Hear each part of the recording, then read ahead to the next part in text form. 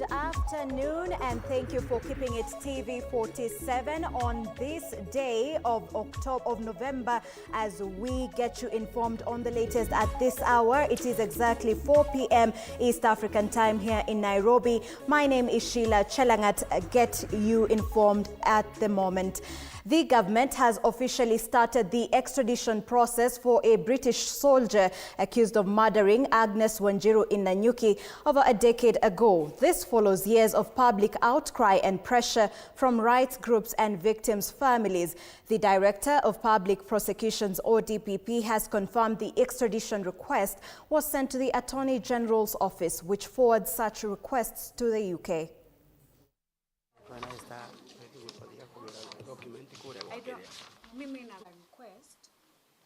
So, in fact, the request for extradition would, in my view, extend to ensuring that the process of extradition is fast-tracked to avoid delay, because delay in extradition matters has its own dangers.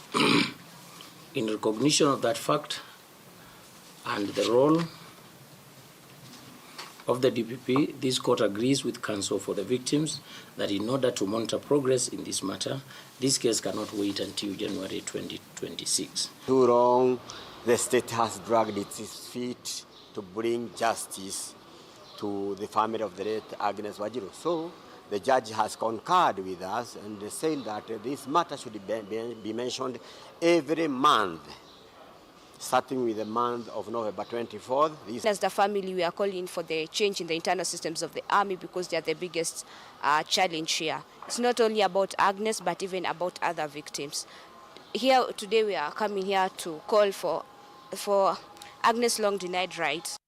And presidential hopeful David Maraga has accused President William Ruto's administration of rushing through controversial legislation, including the Computer Misuse and Cyber Crimes Act, without adequate public consultation. Maraga, who has thrown his weight behind efforts to legally challenge some of the new laws, warned that the moves threaten fundamental freedoms guaranteed by the Constitution. The amendments to the Computer Misuse and Cyber Crimes Act, in essence, seek to control and crush political dissent and protests in the guise of expanding protections from cyber criminals. The new Privatization Act grants Ruto powers to do what he pleases with national assets, including even strategic assets. What is also clear is that Ruto's government intends to privatize any public entities it wants unchecked until 2032. And a family in Homa Bay is demanding justice following the tragic death of Yvonne Lucy, who was struck by a stray bullet in an alleged police shooting last week. The fatal incident happened outside Homa Bay Police Station during a vigil held in memory of the late former Prime Minister Raila Amolo Odinga. According to police sources, a constable fired shots into the air to disperse a crowd of mourners who had gathered peacefully, but reportedly tried to enter the police compound. One of the bullets struck Lucy, a local businesswoman, on her way home. She was later pronounced dead at the hospital. Baada hiyo tukakaa hapo 4 hours tukingojea. Baada hiyo tunaambiwa na nurse mwingine hapo ati tumemaliza mpango yetu, tunapeleka huyu kwa theater. Kwa nini? Ward. Badala kupeleka huyu msichana kwa ward, naona inaenea paka X-ray. Yeah? ICU.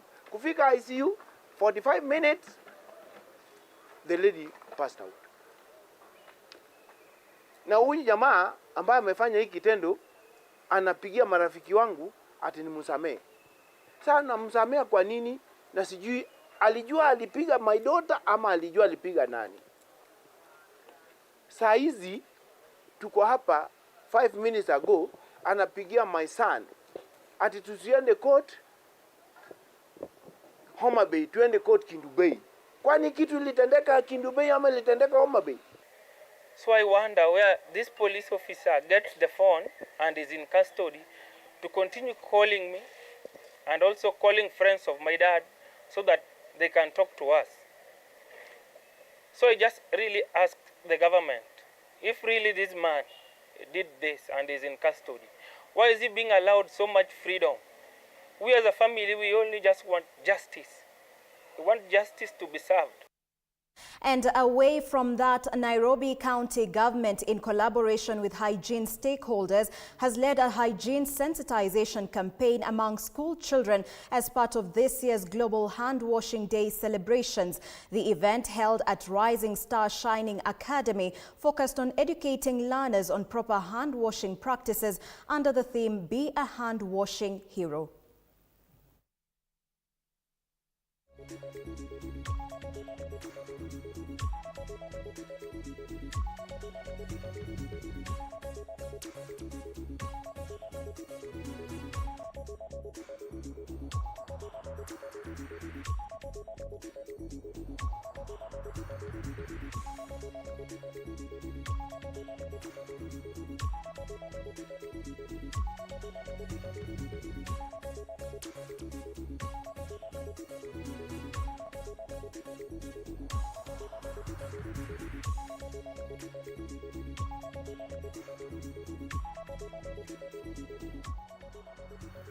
And moving on, Kenya's waste management landscape is quietly transforming as biodigester technology emerges as a cleaner, smarter and more sustainable alternative to traditional septic tanks. With shrinking urban land and tightening environmental regulations, modern homes, schools and apartments are rapidly adopting this new solution.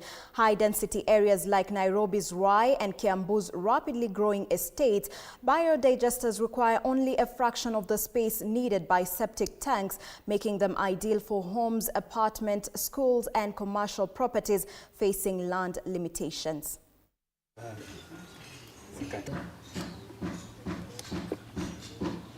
biotank biodigester has 3 chambers, which in essence means that wastewater goes through 3 different chambers of treatment. At the end of the day, when the water leaves to go to a soak pit, it is of better quality and does less harm to the environment as compared to the other sanitation system. The motivation behind it, why I decided to do this rather than the conventional concrete one, was space. Because you realize we have small spaces here.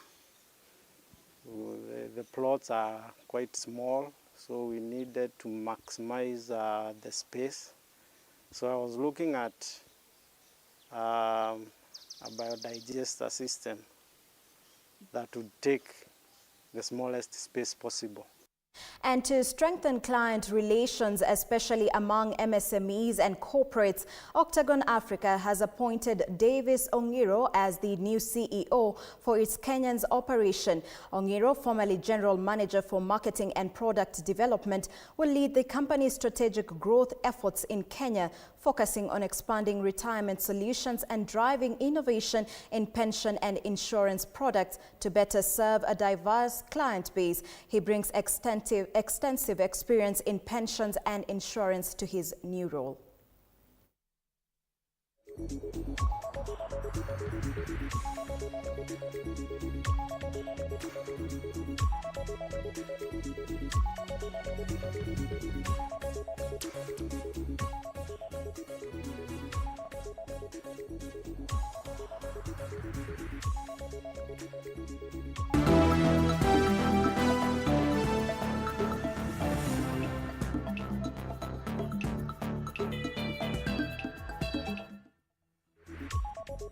All right, and let's get sporty. And with just a week to go, the 2025 edition of the SC Nairobi Marathon promises to be the biggest yet running for change and for Kenya.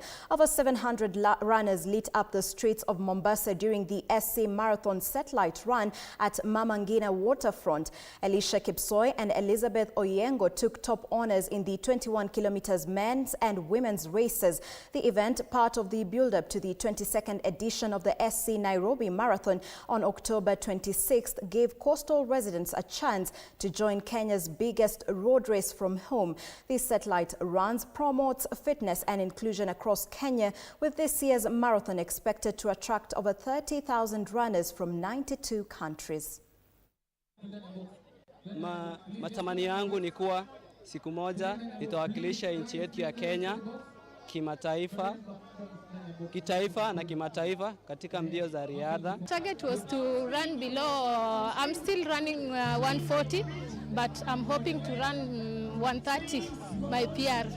Now I'm still practicing and I hope to do better next time. As we gear up to the main marathon, which is next week, we normally carry out different satellite runs in preparation to that, and Mombasa is a key place for us.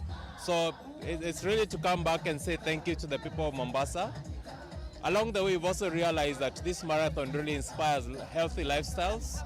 So it's one of the things that we try to do. Remember, we keep on saying we're here for good, and one of the things that we try to do is to ensure we take care of our communities.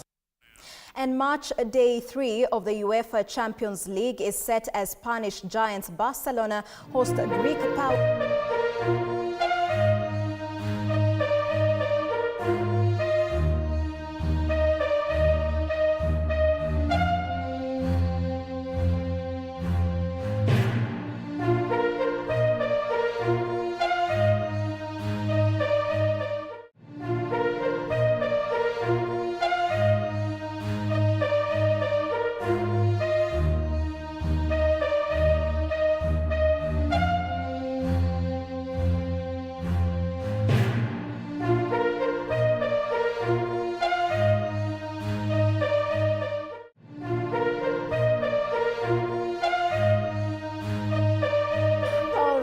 More of those stories in our subsequent bulletins at 7 p.m. and 9 p.m. Do enjoy the rest of your viewership. Good afternoon.